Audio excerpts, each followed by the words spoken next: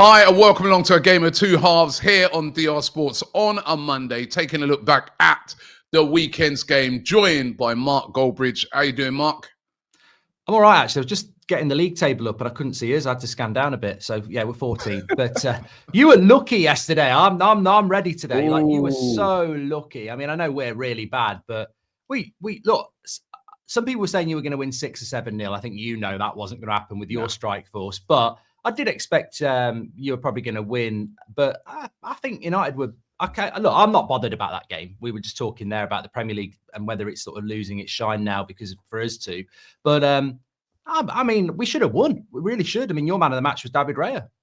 Yeah, no, to be fair, right? You had the best chances, despite us. What I saw yesterday is what I've been seeing since the start of January. Right? Is that since we lost all the attacking players, right? And even sometimes when some of them were there. Lots of possession from Arsenal, lots of passing, lots of intent until you get down to getting a shot off or doing something with it, right? Because we totally dominated the first half. Yeah. And I thought it was a bit against the run of play, the free kick, and you get the goal, brilliant by Bruno Fernandes. But to be fair to you guys, in the second half, I think you were the better side. You look more dangerous. You look more likely to score than us, despite still us having loads and loads of possession. And yeah, David Raya, he pulled off a couple of brilliant saves. It was mixed for me with David Raya because I thought on the goal, I don't know what he was doing. I remember standing watching, thinking, why is he so far over to that side? And then, it's Bruno Fernandes. You can't be, to me, I'm like, you can't be showing a player like that. Like, in his defense, I dare you to hit in here. That's Bruno Fernandes. He's brilliant on free kicks.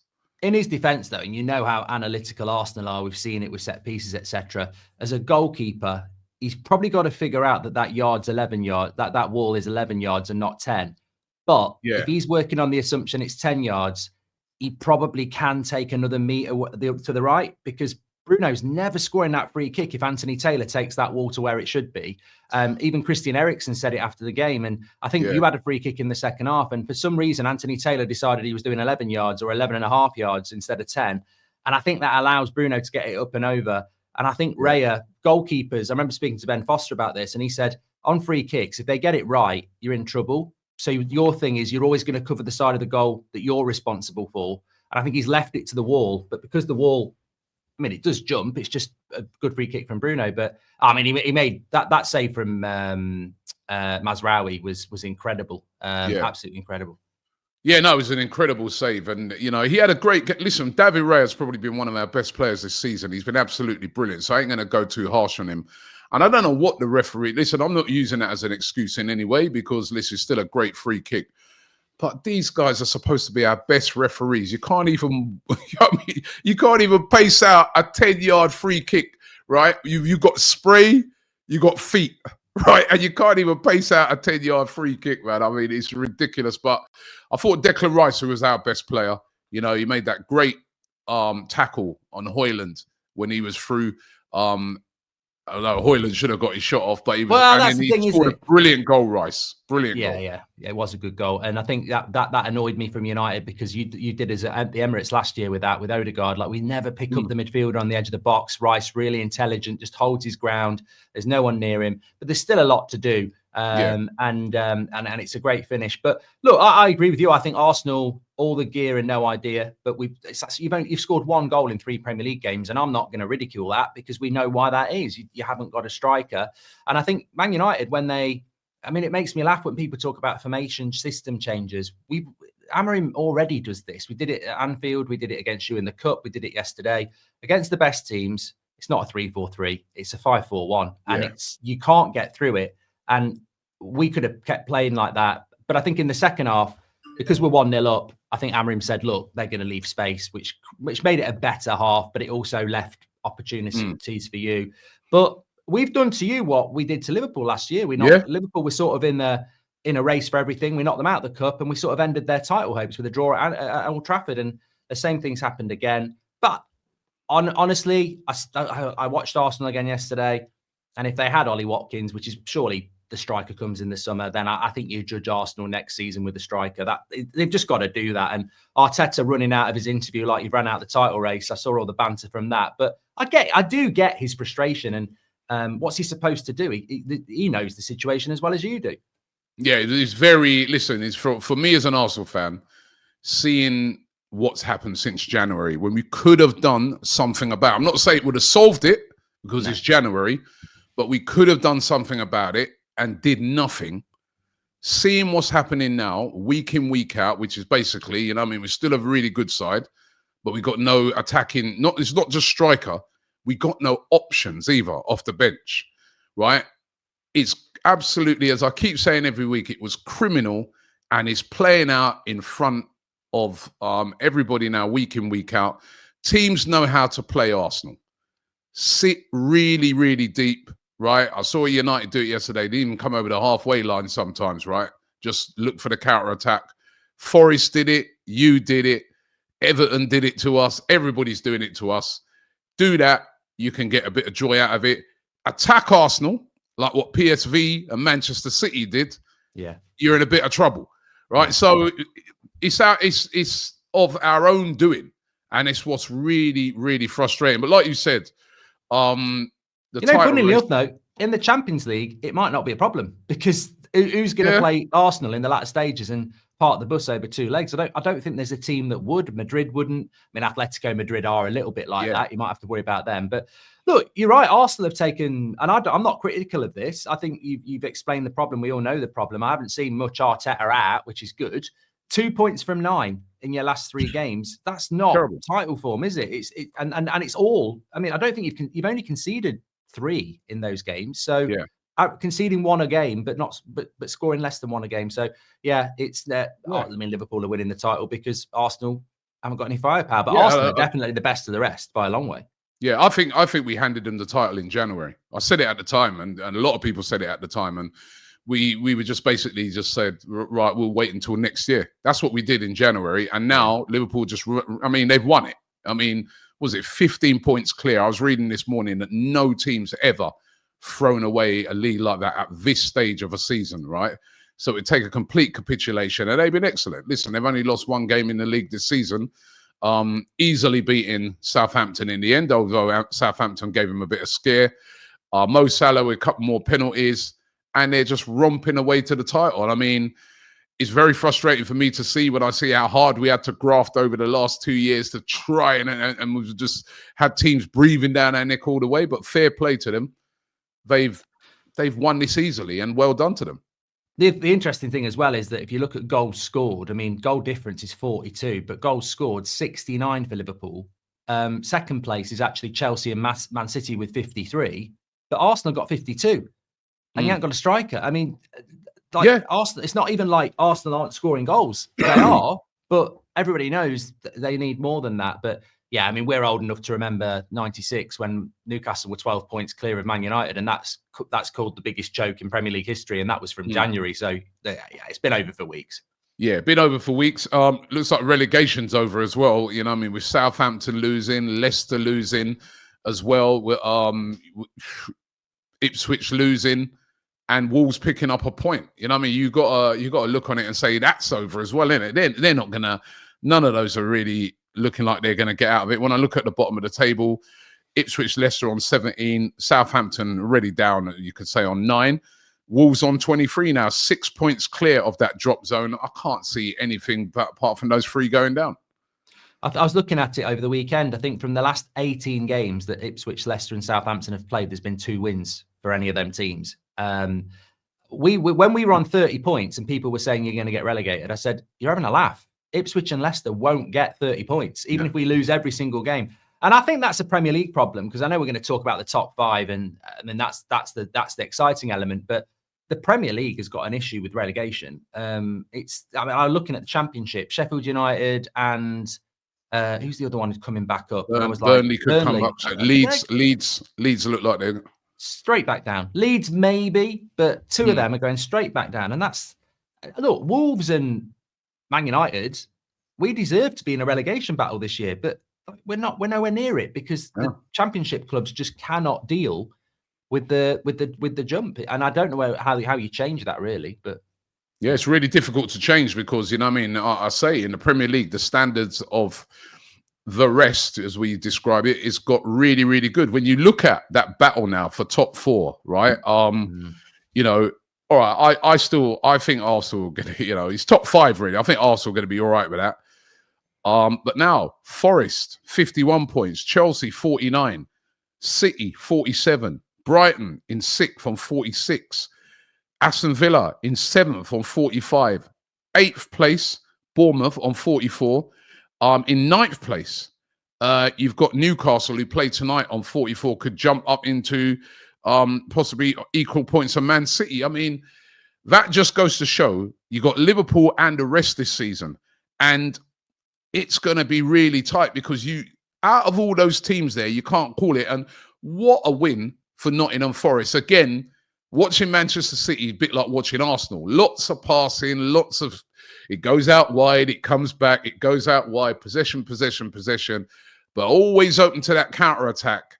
And Forest did it brilliantly, Hudson-Odoi, and that was a huge win for them. Do you reckon they're definitely going to get top four, Nottingham Forest? I've been saying since November I said they'd be mid-table by Christmas. I've not put them in the top four, and I'm not going to because I think I'll jinx them if I do. But all I'd say is they've got Ipswich next week. They've got a bit of a gap. The more games that top, I mean, look, we know that a 4-point gap in this league, because it's so competitive, is a bit like a 6-point gap, really. It's tough to go and close people up. And they've got to be. I mean, I still can't believe they'll do it. But I mean, I'd love a Bournemouth or a Forest to do it because I'd quite like to see them in the Champions League. But yeah, I watched that game, and City, I don't know. I mean, I think if City were Arsenal or Man United, we'd know a lot more. But there's something clearly going wrong at that football club. It's only because no one's really interested in City. But Haaland's one of the best strikers in the world. They've got Mamouche was on the bench, De Bruyne, Kovacic, they all come on, and Forest was so comfortable. And I mean, Edison made an amazing save from Hudson-Odoi before the goal as well. So they were good for that win. And I think Man City will get top five. It would be criminal if they didn't with the resources they've got. But who gets the other spot? Because it will be fifth. I mean, it's really interesting. Chelsea winning yesterday, but I don't think they look that great. Villa might have left it too late. Brighton, great win for them. So, yeah, I mean, that's the interesting thing of the Prem, isn't it? Yeah, I mean, honestly, like, I feel Forest will get it. Anybody going to the City grounds got trouble because they're very good there. The atmosphere's really good. They got a lot of games left at home, right? I think they will make it. City, you got to say, it's not going to be the fact that they're good enough we know they're good enough to do it. It's going to be their experience that's going to get them over the line. Then who's going to get those over two spots? I think Brighton, they're playing really well at the moment. Can they maintain this? Bournemouth, they threw away a win yesterday. They're 2-0 up, absolutely cruising. I don't know if you saw it, Mark, right? Yeah. And then the mistakes that they made, right? First of all, Kepa completely misjudges the cross. And then he brings down the Tottenham player for a stupid penalty. I mean, Kepa, I went to the Sidemen game, right, against the YouTube All-Stars.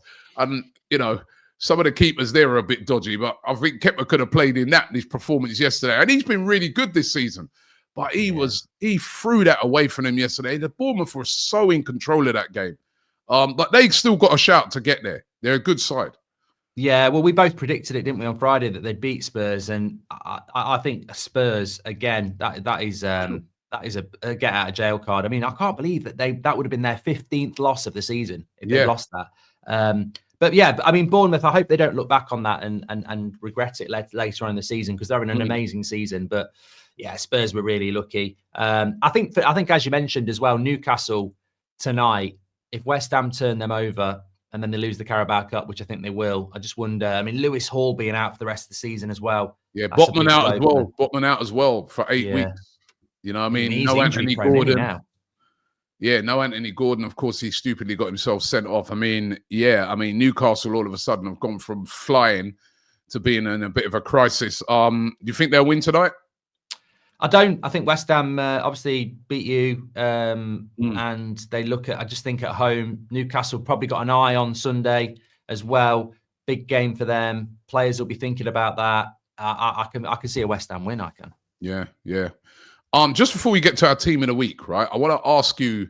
There's some big games this week. I mean, Arsenal already through, 7-1 up in the Champions League, but big games for Liverpool. Do you think they'll get through against PSG? They're 1-0 up. They smashed and grabbed that. You think they'll be all right at Anfield on Tuesday? I don't think they're playing particularly well, and I thought PSG played really well. I wouldn't write them off, but well, look, we all know Anfield, European night. I just think that might be quite overwhelming, and Liverpool surely aren't going to play badly 3 games in a row. So I think Liverpool will come through that one, but PSG, as you say, should have done something in the first game.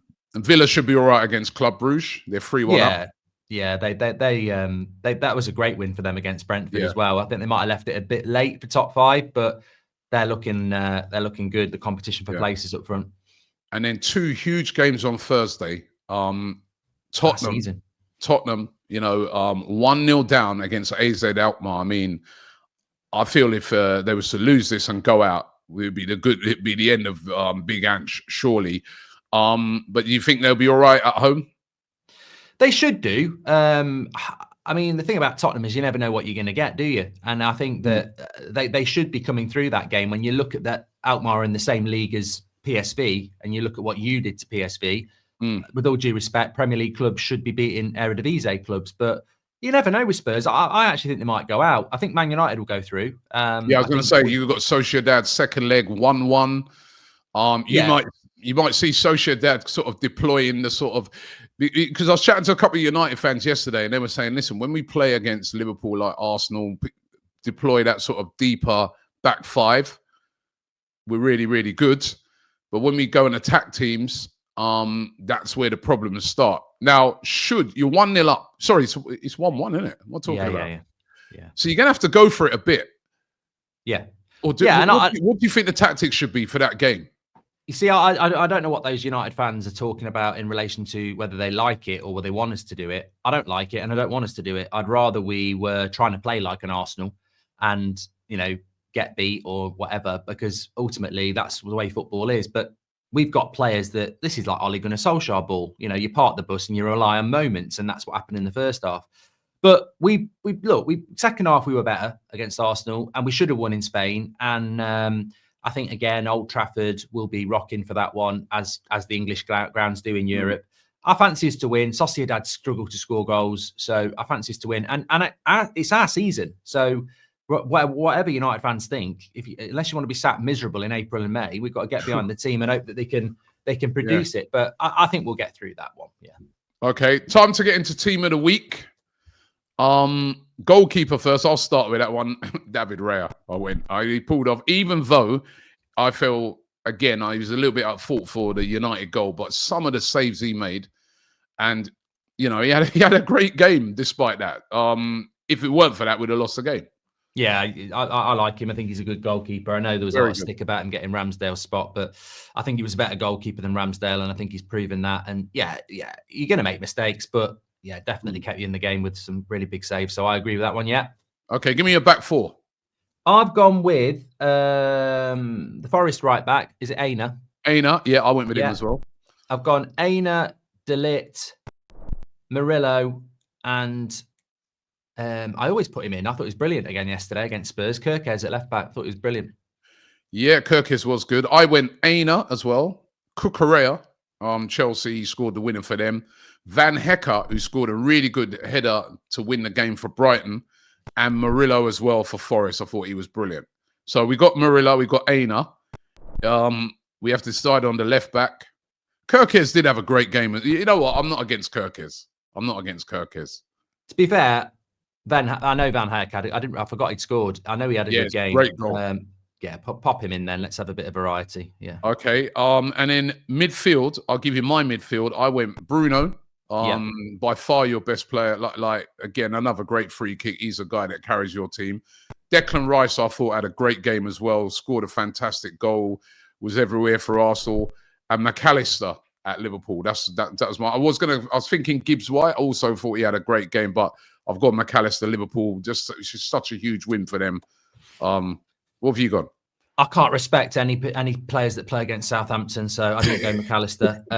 I thought Gibbs White had a good game, but I don't know whether you were probably jollying yourself up at the Sidemen charity game. You didn't watch this game, but I thought Tillemans away. We remember Brentford away. I didn't watch it. No, I thought he was absolutely. Look, I'm sure the chat will agree with me, but I thought Tillemans was brilliant in that game. And that is a tough place to go, Brentford, and get a result. Yeah, you know what? To be fair, you're right. And I predicted that. I think I predicted Villa would lose that. That was a really good win. All right, we go Tielemans. All right, so give me your front three. I've gone Hudson-Odoi, and I've gone. It was closer between Watkins and Evan Nilsson, actually, but I did go Watkins again because I think that he actually got an assist that was ruled out for offside. It was so tight, as well as the goal. And then right hand side, I was really struggling. Actually, I just went Tavernier from Bournemouth because I was really struggling. I'm interested to see what you've got because I couldn't think of anybody on the right hand side. I've also got Watkins, Hudson-Odoi, right? It was brilliant, and Salah, 2 goals. I know they're 2 penalties, but 2 huge goals. Again, these are title-winning goals that he's scoring, right? And he's doing it every week. And even though they're penalties, you still got to score them.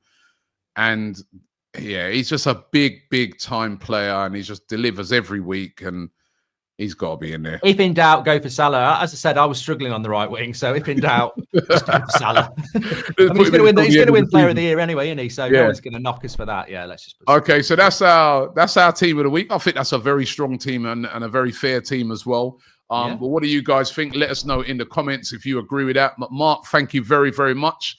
Good luck for your game on Thursday. Massive game for Man United.